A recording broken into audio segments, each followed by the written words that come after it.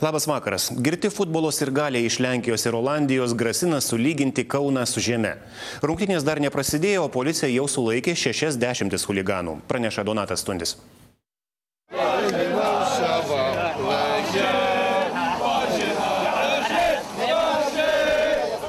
Sustiprintos policijos pajėgos prastai pagarsėjusius Lenkijos futbolo chuliganus pasitiko jau pasienyje ir Kauno prieigose. Tikrinti ne tik futbolo chuliganų pilni autobusai, bet ir pavieniai automobiliai lenkiškais numeriais. Viename jų rastos beisbolo lazdos. Pirmasis incidentas su atvykėliais užregistruotas jau vakar. Įtariama, kad jie dažai subjaurojo degalinės duris Lazdijose. Darbo policijai netrūksta ir Kaune. Don't fuck with us, eh?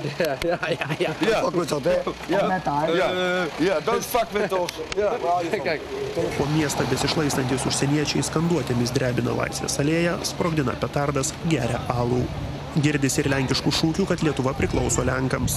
Nors lietuvių varžovai iš Nyderlandų, juos palaikyti atvyko ir prastos reputacijos Lenkų futbolo riaušininkai. Olandų klubo gerbėjai glaudžiai bendrauja su Varšuvos Legija ekipos aistruoliais. Padėti Kauno policijai tvarkyti su futbolo chuliganais taip pat atvyko 6 Lenkų ir 4 Olandų policijos pareigūnai.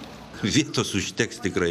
Mes turim 5 teritorinius policijos komisariatus, kuriuose visur yra laikino sulaikymo kambariai. Aš manau, kad iš tikrųjų ras kur būt patalpinti. Lenkų futbolo gerbėjai daug nuostolių Kaune pridarė ir kovo mėnesį. Per draugiškas Lietuvos ir Lenkijos rungtynes buvo sulaikyta kelios dešimtys sirgalių, kurie siekia sukelti riaušes. Chuliganai laužė šimtus plastikinių stadiono kėdžių, į pareigūnus mėtė dūminius užtaisus, suolus, grindinio plyteles. Vieną pareigūną apsaugos darbuotojai iš stadiono išgabeno neštuvais. Tąkart chuliganų padaryti nuostoliai siekia 50 000 litų.